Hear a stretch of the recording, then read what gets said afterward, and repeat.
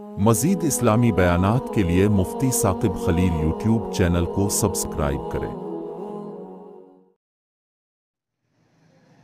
ان اول بیت وضع للناس للذی ببکۃ مبارکا وہدی للعالمین صدق اللہ وصدق رسولہ النبی۔ آج کے جمعہ میں بلا تمہید تدبیر مصطفیٰ بیت اللہ کی تعمیروں میں چند معروضات عرض کرنی ہے۔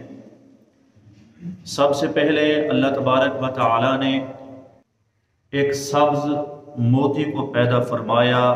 اس سے پہلے اللہ تھا، اللہ ہے، اور اس سب کے بعد بھی اللہ ہی ہوگا۔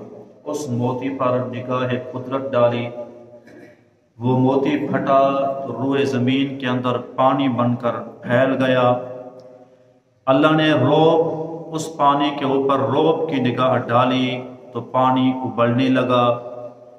اس ابلنے سے جو دھواں پیدا ہوا، اس دھوئیں کو اللہ تعالیٰ نے آسمانوں کی شکل میں پیدا فرمایا۔ ثم استوى الى السماء وهي دخان، قرآن میں اللہ نے کہا وہ دھواں تھا، اللہ نے اس کو آسمانوں کی شکل میں پیدا فرمایا۔ وَكَانَ عَرْشُهُ عَلَى الْمَاءِ، اللہ کا عرش تھا یا پانی تھا۔ پھر اس پانی کے ابلنے سے ایک ابھار پیدا ہوا، اس ابھار کے اوپر اللہ نے اس روئے زمین کو کھینچا۔ یہ ابھار بیت اللہ کے درمیانی حصے کے اندر تھا، اینٹ جتنا ابھار تھا۔ روئے زمین میں جتنا انسان بن رہے ہیں، سارے انسانوں میں بیت اللہ کی زمین کا ذرہ ہے۔ یہی وجہ ہے کہ ساری دنیا کے انسان بیت اللہ کی طرف کھینچے چلے جا رہے ہیں۔ اللہ تعالیٰ نے آدم علیہ السلام کو جنت سے زمین پر بھیجا، بیت المعمور پہلے پیدا فرمایا۔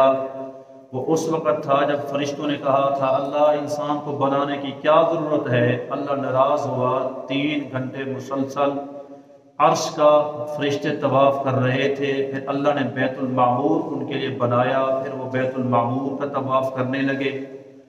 جب آدم علیہ السلام آئے تو آدم علیہ السلام بھی پریشان تھے، اللہ اکیلا ہوں، اللہ تیری عبادت کے بغیر، فرشتوں کی صحبت کے بغیر پریشان ہوں۔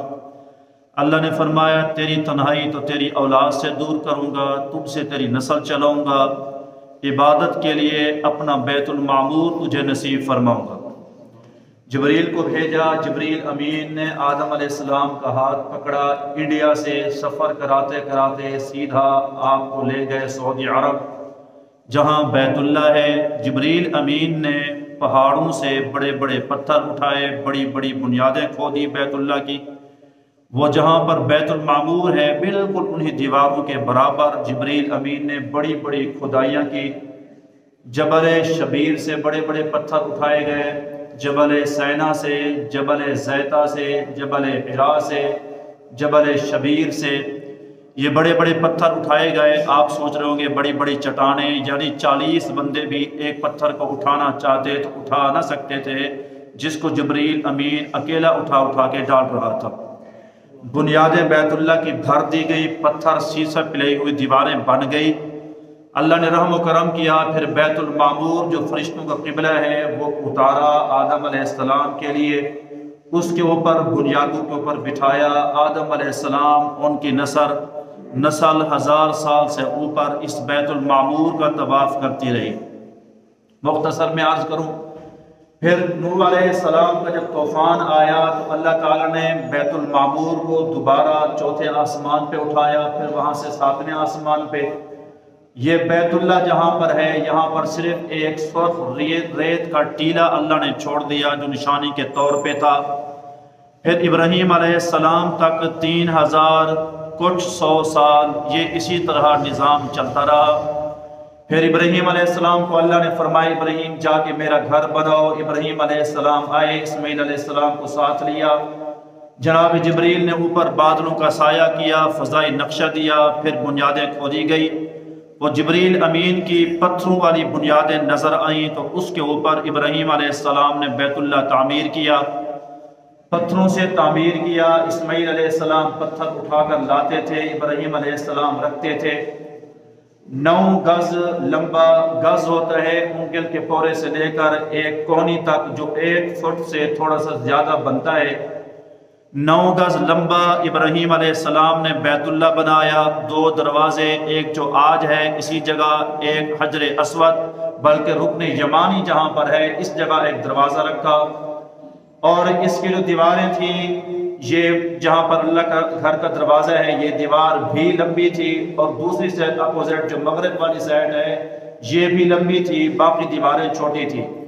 यानी हजर अस्वद से लेकर ये रुकने जो शामी है हज ये हतीम काबा समझ लें, वहाँ तक इस दीवार की जो लंबाई है वो थी 32 गज। फिर जो जहाँ पर मिज़ाब रहमत है यहाँ पर जो लंबाई थी ये थी 20 गज। फिर वहाँ से जो बाब उम्रा की तरफ से बैतुल्लाह की दीवार है उसकी लंबाई थी तकरीबन 30 गज। रुकन यमानी से लेकर हजर अस्वद तक ये जो लंबाई थी ये थी 20 गज। और ये 9 गज लंबा, कोई बैतुल्लाह की छत नहीं, कोई दरवाज़ा नहीं, सिर्फ दरवाज़ों की 2 जगह हैं। और बिल्कुल ज़मीन के बराबर इब्राहीम अलैहिस्सलाम ने बैतुल्लाह बनाया, लोगों को खड़ा होके बुलाया। अल्लाह ने हर एक को इब्राहीम अलैहिस्सलाम की आवाज़ पहुँचाई। जिसने जितनी मर्तबा लब्बैक कहा अल्लाह उतनी मर्तबा हज बैतुल्लाह की सआदत नसीब फरमाएंगे। फिर बाद में कौम अमालका ने दोबारा इस बैतुल्लाह को तामीर किया, कौम जुरहम ने दोबारा इसको तामीर किया। यानी ये चूँकि नशेब के अंदर है, सैलाब आता, बारिशों का पानी अंदर जाता हो तो दीवारों में दरारें पड़ जाती, बैतुल्लाह गिर जाता, नई तामीर होती। हुमैरी बादशाह तुब्बा आया, तुब्बा बादशाह ने तामीर तो ना की, सिर्फ 2 दरवाजे लगाए। जो इब्राहीम अलैहिस्सलाम ने जगह छोड़ी थी लक्कड़ के 2 दरवाजे लगा दिए, बैतुल्लाह के ऊपर गिलाफ पहनाया। सबसे पहले तुब्बा बादशाह ने, इससे पहले गिलाफ नहीं था। और बगैर छत के बैतुल्लाह, जब नबी करीम रऊफ़ रहीम सल्लल्लाहु अलैहि वसल्लम की उम्र मुबारक 35 साल की हुई, इससे पहले कोई 25 साल हो गए थे कुरैश को मशवरा करते करते कि यार बैतुल्लाह दोबारा तामीर करना चाहिए। लेकिन चूंकि वो अबरा के लश्कर का अंजाम देख चुके थे, किसी को जुर्रत नहीं हो रही थी। मशवरा करते करते फिर वो मौका आया जब इतनी सैलाब आए और इतनी बारिशें हुई और इतना सैलाब आए कि बैतुल्लाह के अंदर पानी खड़ा रहा, बड़े बड़े सुराख बन गए। फिर वो लोग चोरी करने भी आए। जो अंदर खजाना इब्राहीम अलैहिस्सलाम ने कमरा बनाया था जहाँ पर लोग मन्नत मनौती के सोने डालते थे, अलग मौजू है, फिर वो भी सुराख पड़ गया, दरारें पड़ गई। चुनाचे सबका अज़म बिल जज़म ये इरादा मजबूत हो गया कि अब बैतुल्लाह की हमने दोबारा तामीर करनी है। इस तामीर को लेकर सारे इकट्ठे हुए और सब ने कहा जी आ जाएं तामीर करें। और हर एक कबीले ने, चूँकि लड़ाके लोग थे भी, वो कहता था मैं काम करूँगा, वो कहता था मैं काम करूँगा, तो हर एक को अपने अपने दीवार बांट दी गई। फलां कबीला इस दीवार को तामीर करे, फलां उसको तामीर करे, फलां उसको तामीर करे। तामीर के लिए तखरीब ज़रूरी है, जब तक बैतुल्लाह गिराया ना जाता बैतुल्लाह तामीर कैसे होता। अब मसला ये था कि कौन जाए बैतुल्लाह की दीवारों को उठाने की खातिर। कोई जुर्रत नहीं कर रहा था, सारे बैठे हुए थे। और फिर वो खजाने से एक सांप नहीं बड़ा अयदहा जिसका एक सर पूरी बकरी के जिस्म के बराबर था, वो आता और बैतुल्लाह की दीवार पे चढ़ के बैठ जाता। जो लोग आगे बढ़ते थे वो मुंह खोलता था, उसको खाने की खातिर आगे बढ़ता, लोग पीछे हट जाते। चुनाचे लोगों ने दुआएं की, दुआ के अंदर कहा अल्लाहुम्मा ला नुरीदु इल्लल खैर, अल्लाह हमारा इरादा खैर का है, तू जानता है, हम इसको तामीर करना चाहते हैं, गिराना नहीं चाहते, मकसद तामीर है और तामीर के लिए तकरीब है, मेहरबानी फरमा। दुआएं करते रहे। फिर वो एक परिंदा आया जिसकी पुश्त काली थी, जिसका अंदर पेट सफ़ेद था, बहुत बड़ा परिंदा था। उसने उस सांप को उठाया, उठा के दूर ले गया। सब खुश हुए कि अल्लाह भी चाहते हैं कि ये तामीर हो जाए। अब इस तामीर में सबसे पहला हथौड़ा कौन चलाए। अब हर आदमी इस डर से पीछे हट रहा था। वलीद बिन मुगीरा उस वक़्त जो बड़े सरदारों में शुमार होता, सैयदना खालिद बिन वलीद रज़ियल्लाहु अन्हु का वालिद, इसने हिम्मत बांधी, उठाया, दुआ की, हथौड़ा, कहा अल्लाह तू जानता है मेरा इरादा खैर का है। पहला हथौड़ा मारा, पत्थर उखड़ा लेकिन दोबारा चिपक गया। लोग डर गए कि ये जो पत्थर चिपक रहा है लगता है अल्लाह नहीं चाहता तामीर हो। अब दोबारा खौफ व हिरास में मुब्तला हो गए, परेशान हो गए। سارے قریش کھڑے ہوئے، اس میں سے ایک آدمی جس کا نام ابو وہب بن عمر مخزومی، یہ نبی پاک صلی اللہ علیہ وسلم کا سگا ماموں ہے، یہ بندہ آیا اور کھڑا ہوا، خطبہ کہا قریش کے لوگوں، اللہ اس وجہ سے ناراض ہے کہ تم نے جو چندہ جمع کیا اس کے اندر حرام کے پیسے بھی ہیں، حلال کے پیسے بھی ہیں، جب تک تم حلال کے پیسے جمع نہیں کرو گے اس تعمیر کو مکمل نہیں کر سکتے ہو، سب سے پہلے یہ حرام کے پیسے نکالو، پیسے کم کرو، جو حق حلال کے پیسے ہیں وہ جمع کرو۔ اس وقت سود کے حرمت کا حکم نہیں تھا، اس وقت یہ زنا حرام نہیں تھا، شریعت تھی ہی نہیں، آپ صلی اللہ علیہ وسلم پہ قرآن اترا ہی نہیں تھا، لیکن اس کے باوجود کافر تھے، لیکن اس کمائی کو برا سمجھتے تھے۔ جس لوگوں نے گھروں کے اوپر عورتیں بٹھا رکھی ہیں زنا کی خاطر، ان کی کمائی مت لو۔ جس بندے نے سود کا کاروبار کر رکھا ہے سود کا پیسہ مت لو۔ جس بندے نے چوری کا پیسہ لے کر آیا ہے وہ چوری کے پیسے مت لو۔ اس کے علاوہ جو لوگ کما کر حلال کے پیسے آمدنی حلال کی لے کر آئے وہ جمع کرو۔ حلال کی آمدنی جمع ہوئی، اب ولید بن مغیرہ چڑھا، ہتھوڑا مارا، ایک پتھر ٹوٹا، اوپر دیکھا کوئی عذاب نہیں آیا، ساری رات انتظار کرتے رہے، جاگتے رہے مکے والے کہ ولید کو دیکھو، اگر زندہ بچتا ہے تو ہم آگے بڑھیں گے، یہ نہیں بچتا تو پھر ہم آگے نہیں بڑھیں گے۔ اب سارا مکہ ساری رات جاگتا رہا، اللہ کا کوئی عذاب نہ آیا۔ صبح پھر ولید اپنے بیٹوں کو لے کر گیا، اس کے 12-13 اپنے بیٹے تھے، اس نے کام شروع کیا تو لوگ بھی آگے بڑھنے لگے اور کام شروع کرنے لگے۔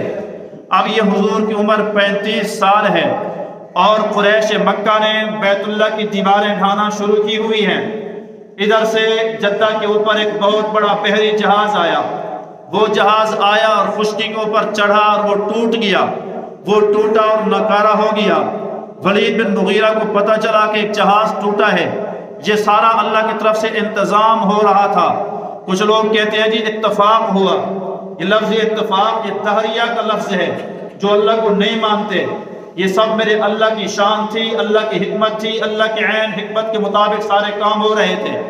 چنانچہ ولید بن مغیرہ چند سرداروں کو لے کر وہاں پہنچا، وہ تختے، وہ پھٹے لکڑی کے انتہائی سستے دام ان کو مل گئے۔ جب ملے تو اس جہاز کے اندر جو سواریاں تھیں ان میں ایک سواری ایسی تھی جس کو ہیڈ مستری کہا جاتا ہے، چونکہ مکے والے جو گھر بناتے تھے وہ مٹی کے گھر بناتے تھے، جیسے میرے آپ کے یہاں سریکی میں چویڑی دی دیوار، یہ مٹی کی دیواریں بناتے، اوپر چھپرے ڈالتے، یہ سارے مستری وہ تھے جو مٹی کا کام جانتے تھے، پتھر کا کوئی نہیں جانتا تھا۔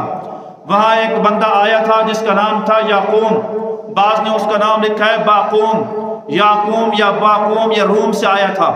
یہ ہیڈ مستری اور پتھر لگانے، پتھروں کی چنائی میں بڑا عالی شان مہارت رکھنے والا تھا۔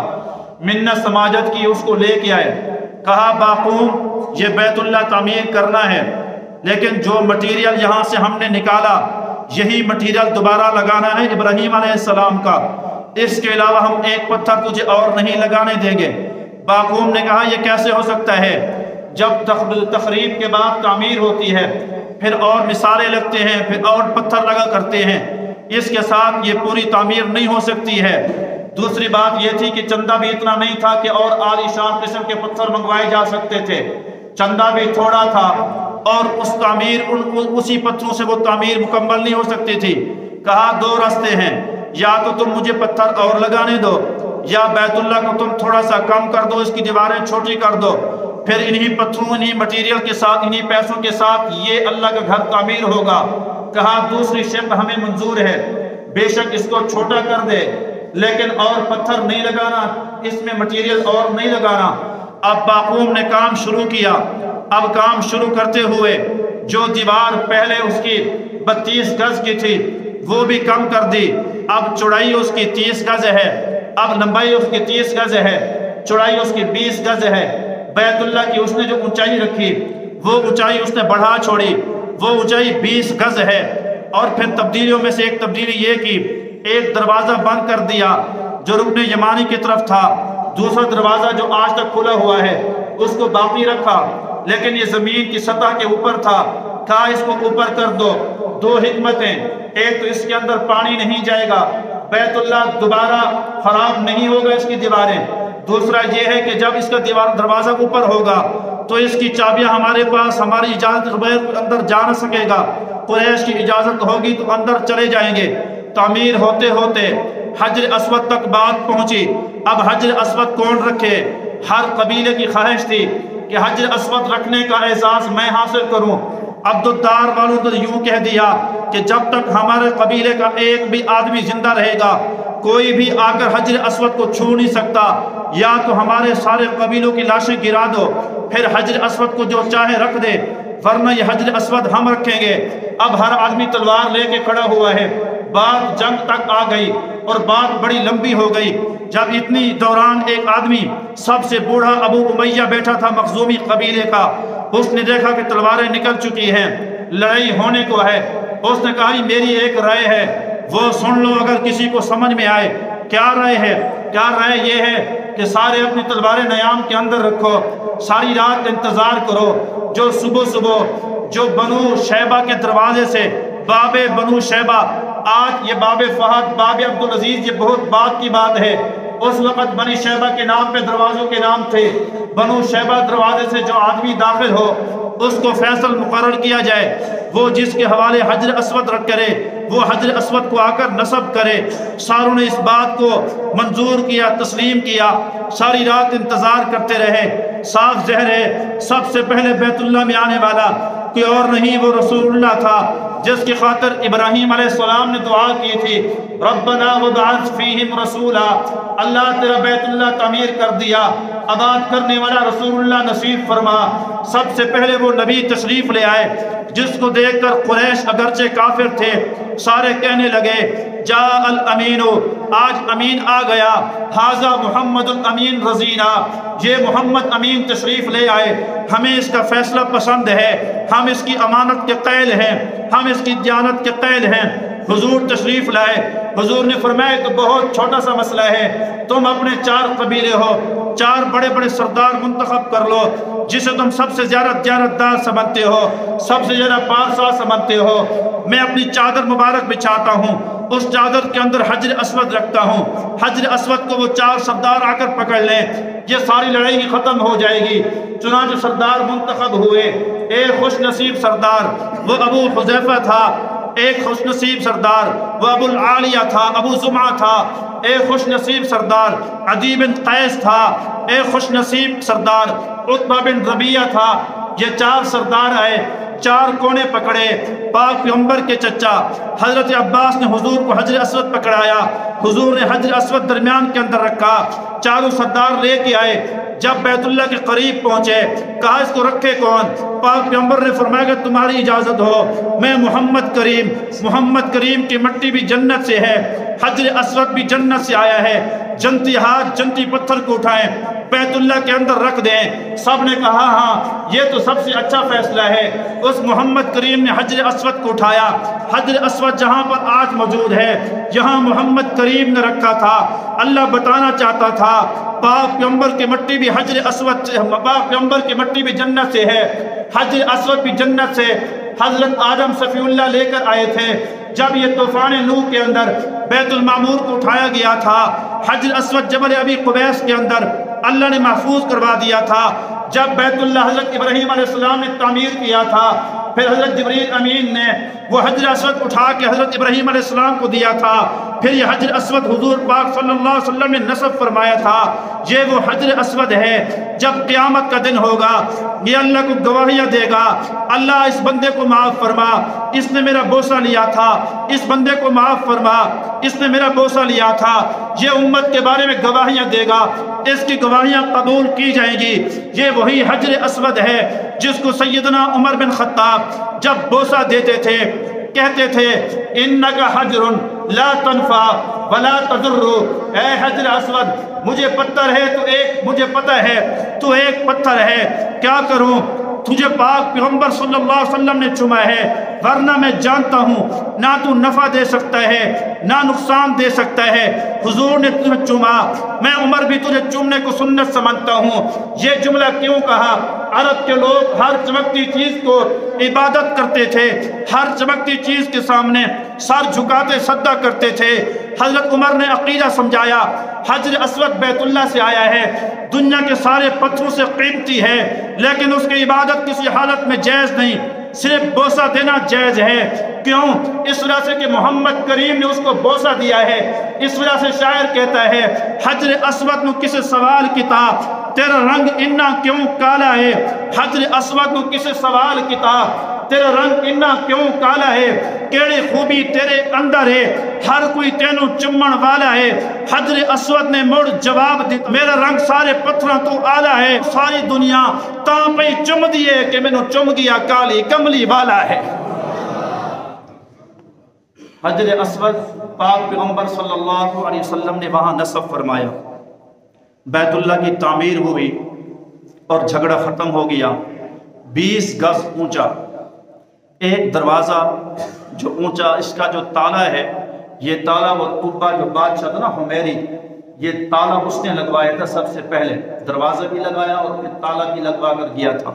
یہ تالا لگا، نبی کریم رؤوف الرحیم صلی اللہ علیہ وسلم کی خواہش تھی کہ کاش میں اس بیت اللہ کو دوبارہ تعمیر کرا سکوں اور اسی طرح تعمیر کراؤں جیسے ابراہیم علیہ السلام نے تعمیر کیا تھا، کہ یہ حتیم والی جگہ بھی اس کے اندر آ جائے اور اس کے 2 دروازے بھی ہو جائیں، لوگ اس کے اندر داخل بھی ہو سکیں، نکل بھی سکیں۔